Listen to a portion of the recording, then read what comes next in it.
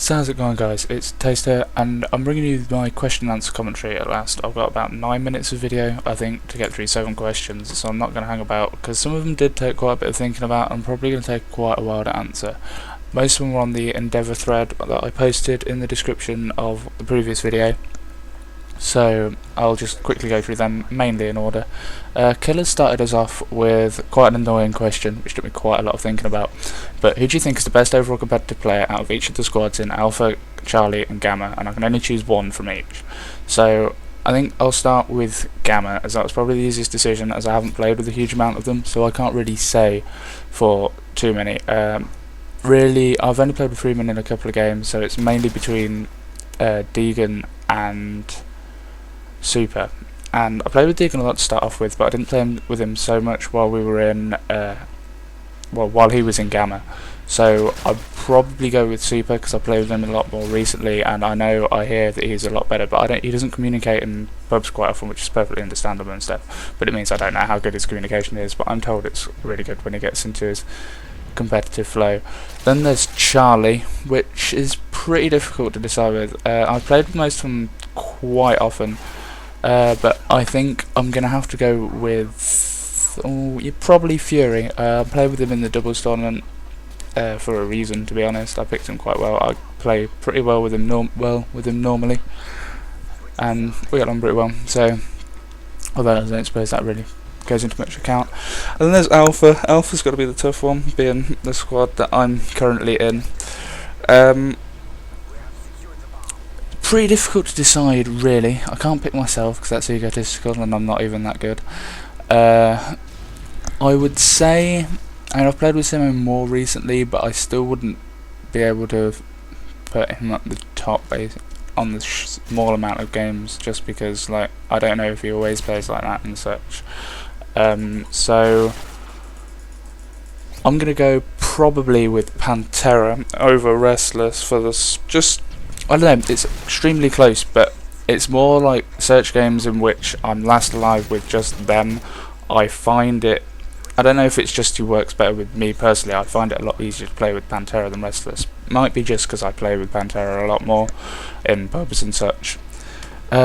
Next question is from Snazzy Bazzy, and he's asking, does he really have to put the cookie down? And yeah, I think that's probably best, Baz, because you're quite clearly not safe with it.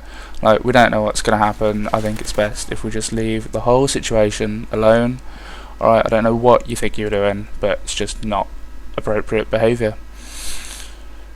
And Jordan's just shouting sex at me in this thread as well, but I think I'll just gloss over that. There's no real question there, it's not going to work with us, Jordan. Alright, stop begging. And then True's asked, if a woman stabbed me, would I punch her in the face? Now this is a surprisingly easy question for me to answer. I was having this conversation with Alpha the other day, kind of, but basically it's the manoeuvre I'd pull off instead. You don't want to punch them in the face, that's inconvenient, and if you're stabbed you probably don't have the energy for it. I would recommend the cunt punt manoeuvre. It's quite a simple one. You get an extremity of itself, usually a fist or a foot, and just ram it straight in the womb. Quite simple. Normally stuns them a little bit. You can pull the knife out, maybe get them back with that. I don't know. It's just how it goes. I'd probably recommend the fist over the foot. Safer for the shoes. You're guaranteed to get them back that way. Then we've got a question from Krypton. What is the basis of my PSN? Your Taste in Women. Basically, I created it when Black Ops was on, for the purpose of zombies, a sort of cheap humour at the messages that would come up in the zombie playing predominantly. If I ever died, your PlayStation would then tell you that your your Taste in Women needs reviving, and if you ever went down and I'd revive them, you'd be revived by your Taste in Women. You could go into public lobbies and kill your Taste in Women, or be killed by your Taste in Women, is basically the whole substance of it. There was 3 of us that made similar PSMs, which do come up in a question from Your Psychotic Dad, who's one of the others, which is, how awesome are Your Psychotic Dad and Your Dirty Uncle? Not sure if this is context like in Call of Duty or as actual people. I should probably explain that they're 2 mates from uni. They live next door to me. We get along really well, probably as well as we're going to, really. I'm not going to get much better people to be next to us, and we've been here for nearly 2 years now. If it's on the context of COD, then Your Psychotic Dad is that little scrub you need to sit on a flag for ages and isn't afraid to play the objective, but he normally does holds his own and everything like that, and you're doing cool. He kind of plays probably roughly the same performance as me. He's normally like a bit higher kills and higher deaths, because I'm normally a little bit more defensive, although as you can see that's not what's happening in this gameplay here.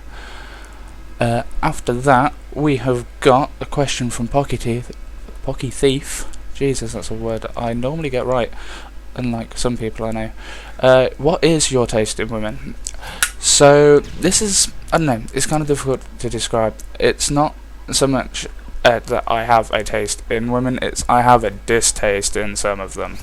Like, people that put loads of effort in, just like, not necessarily fake, which is kind of harsh, but if you're just trying to impress someone, it's not going to impress me. I much prefer sort of people who just, well, that play in their comfort zone so much in their life. They don't do anything because they feel someone else needs to do it. They go how they want. They don't so much dress up every time they go out and such. They'll wear stuff they feel comfortable wearing, and they will do things they feel comfortable doing, and they won't, like, they just live how they want to live, like I kind of do, but I don't expect people to go to that kind of extreme. I'm also much more into people of high intellectual capabilities and such. I could never be with a thick bird, basically.